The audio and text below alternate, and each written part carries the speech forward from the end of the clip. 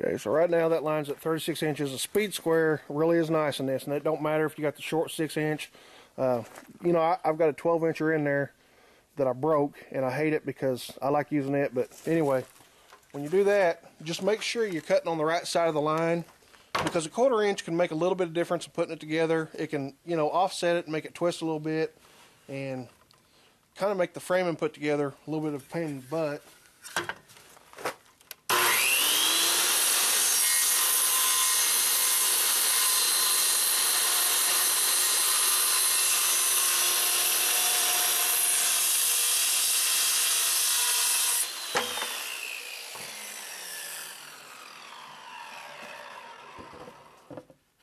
So as you see,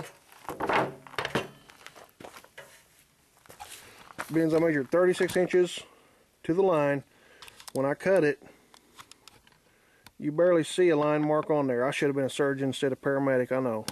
But anyhow, we're going to do another board that size and be back. So here's another tip for you guys that are tightwads like me. I went to the lumber yard, I found a board, look at that nice split down the middle. Now the ends are right about that line, and on that one, I didn't have a split on it. It just had one nice little section down the middle. They had this in there as coal lumber. The lumber yard I have, they order stuff in 16 foot and they cut it down to 8 foot. It's cheaper for them, they make more money, and you know, that's fine and great.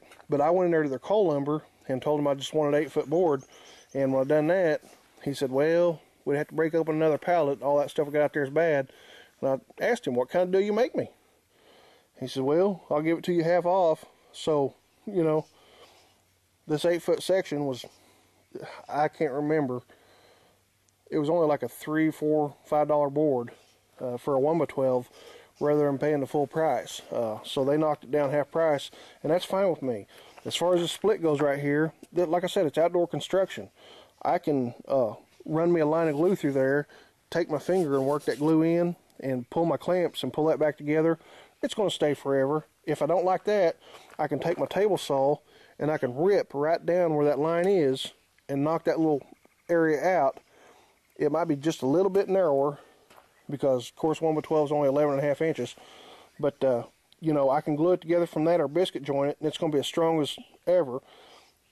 Very little work. It saves me money. But anyhow, I'm going to cut my next board. That was just kind of a tip to get stuff cut rate price.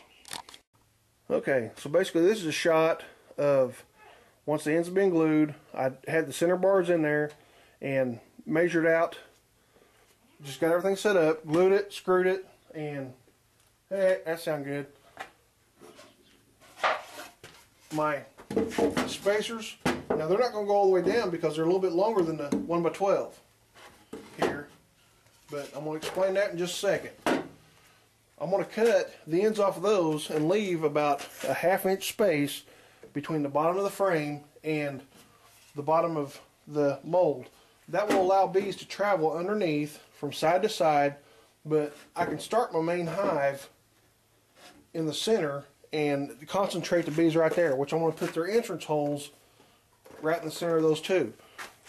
Along with that, do several more 17-inch bars, okay, and you know, basically line them up to where you can see the outside of your railing, because if you put a cap on it, it needs to be able to slide over. Mark them and then just cut them down to size. Center your pieces in between that for your coat, for your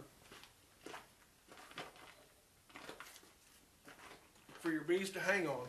And what I done was, a lot of these guys went in there and they done a cove molding, which cost more.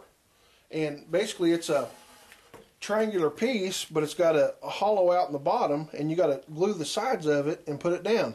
What I want to do is I got coping, which coping is flat on each side, so that gives me more glue surface, still gives me a point, and I will use this measured between the inside of my frame here and hang on my, glue it to my bars, and then that's what I'll use when I turn it upside down.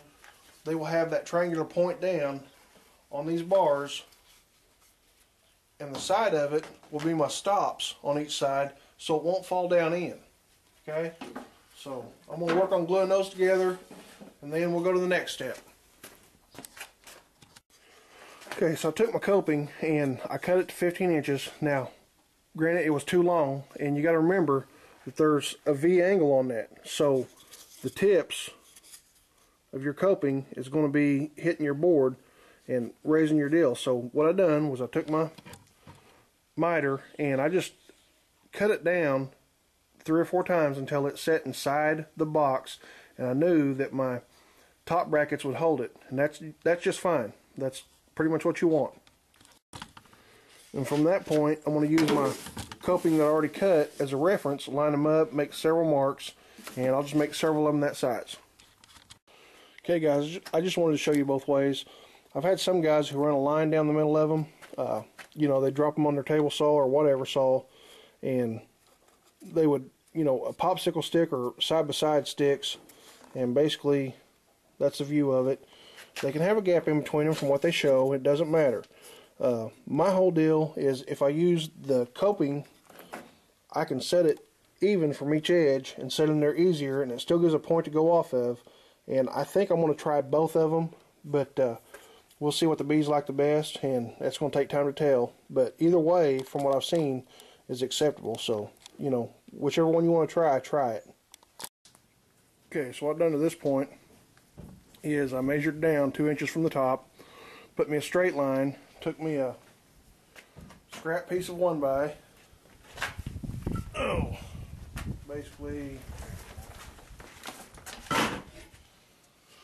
centered it, and by putting a straight line, centering it, and marking it, that gave me pretty much my angles of what I wanted to cut my legs at, because I wanted them to reach from center line, and I wanted the outside to be right about on the corners. So got all 4 of those cut. The angle, the degree was, for mine was right at about 20 degrees. So I put glue to it, I put screws to it, which it probably would be better to bolt them, but I'm using a outdoor glue, and it's going to be sitting on the ground, so I'll be able to push the legs in to level it. And now I got to work on putting my screen bottom on it, which it might take me longer. I think I'm going to cut the video off here. I might show a later event, because I think on the bottom a lot of people staple their screen on. Well, you know, at the end of the year when you want to clean the hive out, what I'm thinking about doing is going ahead and building a frame, putting screen on the frame and putting it to where it hinges up. That way in the fall, late, I can go ahead and hinge that down, let all the junk out of the bottom of it, and put a bed of cardboard in there and hinge it back up for winter, and that'll keep the air from blowing in on them. So that's going to take me a little bit more time. But anyhow, right now you're getting the gist of it. Okay, so got down to it, got the paint on it. I've got 3 coats, exterior latex white. This is going to be my cap. This is my cap. I haven't painted it yet. It's been raining for a couple days now, kind of off and on, so I haven't went to the lumber yard. And all I'm going to use is plywood. I'm going to cap the entire thing with plywood and go ahead and I'll use primer, an exterior primer, and I'm going to use an exterior latex with multiple coats, 3 or 4 coats on it. And then for my final waterproofing on that for the top, I've got some mobile home kind of a plastic stuff you roll on and it sets up like plastic. I use it on my 5th wheel roof every couple years, and that's what we use on this, and finish the weathering out. So it's going to be capped. This is what the underside of the bars look like. All I've done is a couple popsicle sticks. So really, this baby's about ready to go. Jason, this is my entry to you, my friend. We kind of got the same ideas going on. We'll see how each of them works, man. Next time you see this, it'll probably be in a shot to where I'm going to put some bees in it as soon as I get ready to order them in. So, have a good day, bud. You got to throw out.